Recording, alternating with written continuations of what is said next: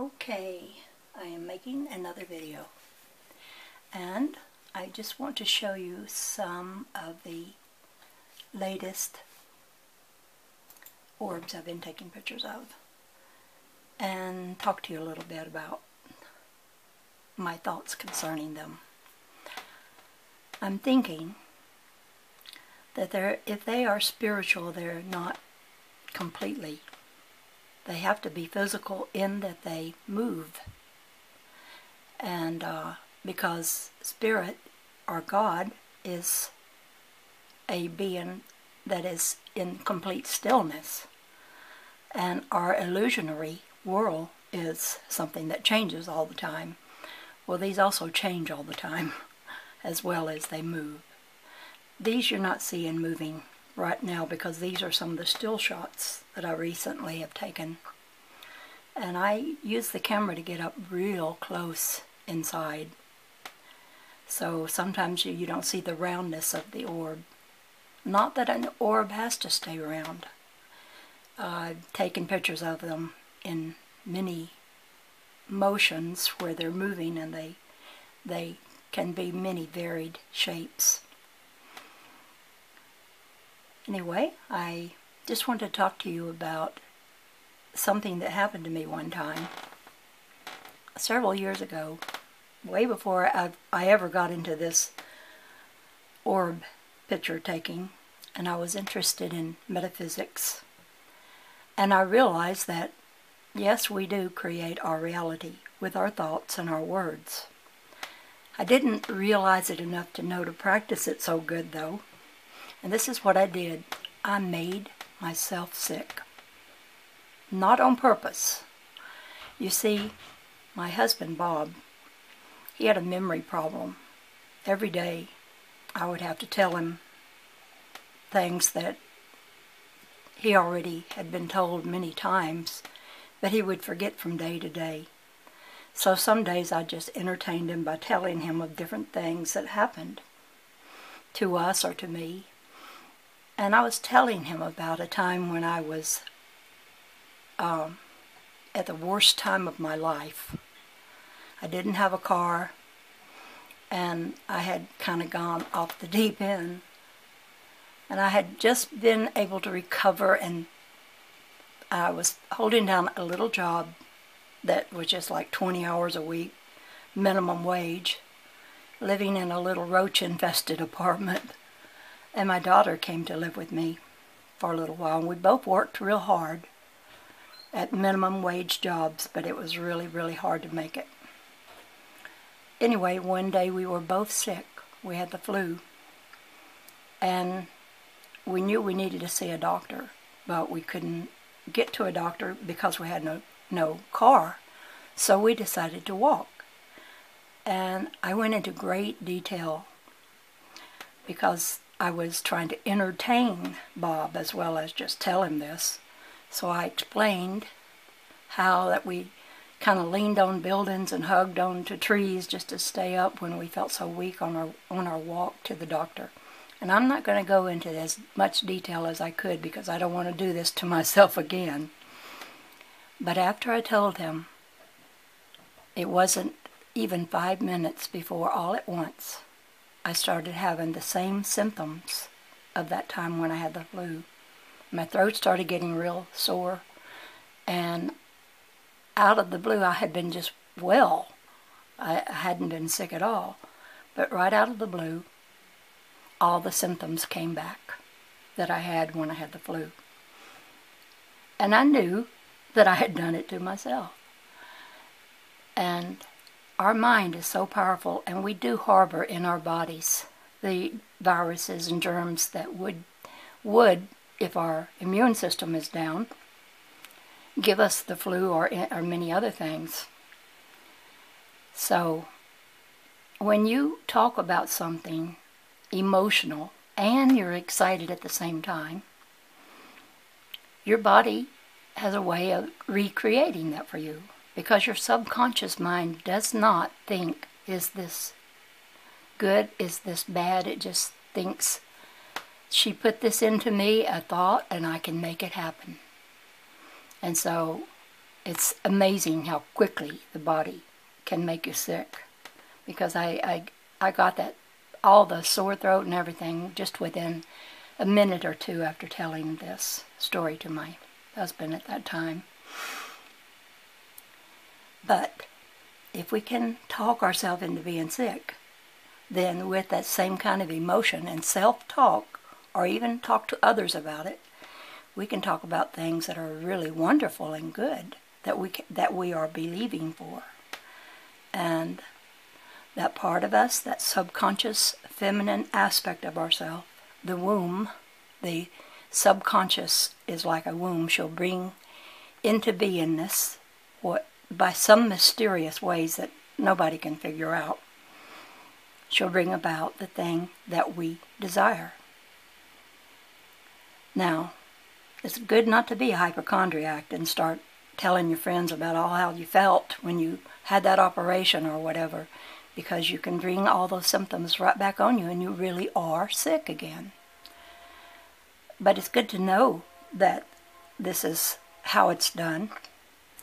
And when you understand the illusion for what it is, then you have a little more ability to manipulate the illusion by purposely making your imagination think only on things that are good or beautiful or wonderful. You know, don't just sit around thinking of all the bad things, which is really easy to do. So I just wanted to tell this so people would realize just how important it is that we don't talk about things that are unpleasant, and especially don't talk about them in an entertaining way, because we can do that to ourselves. Okay, I want to show you some of these orbs on another screen. This screen here is a video I made. Let me get it going.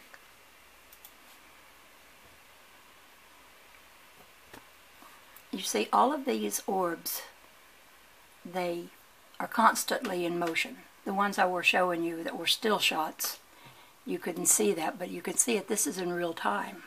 This is, of course, my hand doesn't hold the camera exactly steady, so I sometimes move it a little bit myself. But even if I didn't, there's motion inside the orb itself. It pulsates, it vibrates, it changes colors, and so many things. And I look at this and I think, I know that this is something a few people other than myself also are seeing this. I do have a few friends who have told me they get pictures like this, and I've seen some of their pictures. And we won't get the attention of the quantum physicist or particle physicist until maybe it's just so out there in their face that they have to pay attention to it. I can't think that they would want to look at this and try to understand it, because there is nothing understandable about it. Really. I mean, it's just, all of it is so out of this world, unusual and unpredictable. But I think experimentation needs to be done with it. Now, a lot of people don't know me, so they think maybe I'm manipulating the camera or whatever, or that it's just something the glass does, because these are glass marbles that I'm getting a round shiny spot off of and filming close up with my camera on real close up, and I'm seeing all this in the shine. And I even have a little creature, I call him Harry. He's a little light creature, and he moves in and out. Sometimes you'll see him dart past, and sometimes I can get him to be still and let me film him real good. But this is something to be reckoned with.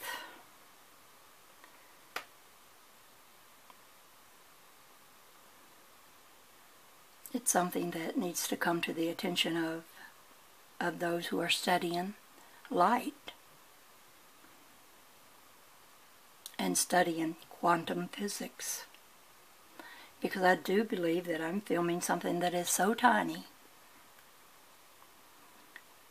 It's tinier than anything we've caught with our microscopes. And I will tell you what my theory is about why I'm able to get this. I was reading a book, The Life and Teachings of the Masters of the Far East. One of the volumes of that, the masters were taught. There's Harry. See him there? He's hanging around a little bit. Well, anyway, one of the masters was talking about if we will see everyone as God, or say, I see the Christ in everyone, even our enemy. If we don't see anyone as separate from us, but that we're all one. Now, no, this is a New Age teaching, and I was listening to people today talk about, oh, they're always saying oneness, oneness, we're all one, like that was some awful thing. And I do remember from reading the Bible that there is a scripture that says, without God was not anything made that was made. So I don't know why they don't refer to that scripture. Do they think that there are things in this world that are pure evil? I think nothing is pure evil. Everything, if it's in existence, has to be made by the one Creator. And I'm not talking about the one Creator being the God of the Bible. I don't see that as a God at all. Maybe a being, but a not very nice one. And I just think that this is something that we need to look into more. And if it is true that you can't see this world unless you see everyone as God. Oh, because further on in that, I was telling you about that, when I read that, it said, if you will see everyone as God, then you will be able to look into the subatomic microscopic world. That's what it said, the microscopic subatomic world of matter. And I think that's what I'm seeing. I don't have a lot of friends that have tested this out that I could say, well, I know this one doesn't believe in oneness, so let's see if they can get this picture. But I don't have anyone real interested in doing that experiment with me. But I do wish that I could do that experiment to see who all can get this this kind of picture of these little, I call them photons of light, and get all this activity within it. What I'm hoping is that this will turn into something that gives us more than just a view of it, but a use of it, that we might learn how to make use of this kind of energy that this world represents. And all of this is just right in the thin air, but yet, here's another weird thing. It's not really in the air in front of you, because I see these little things with my naked eye. And when I see them, I can put my hand out in front of me and I see them stay on my hand. No matter how far away my hand is or how close my hand is to my eye, they'll always be right in that one spot on my hand, even when I draw it up real close to my eye. So I'm realizing that these aren't at some distance in front of me. These are on the surface of the eye. So that makes it kind of personal.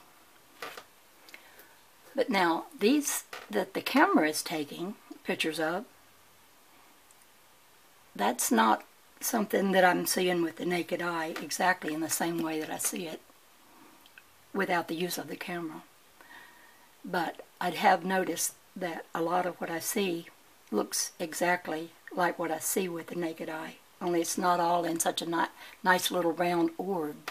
You know, it's sort of floating out there, kind of. Anyway, my 15 minutes is up. I'm going to end this now. This is the Dove Lady, over and out for now.